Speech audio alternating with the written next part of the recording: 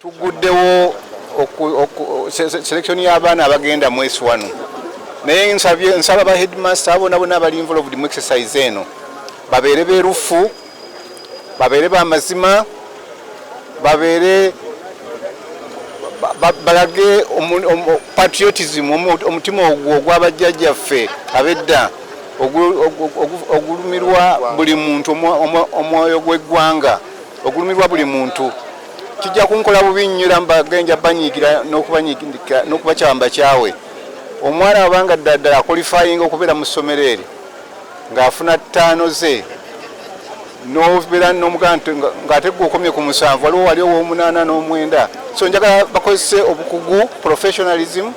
Twasalawo nga gavumenti twagala buli mwana agende, tumusobozesa agende mu ssomero ate amaleko.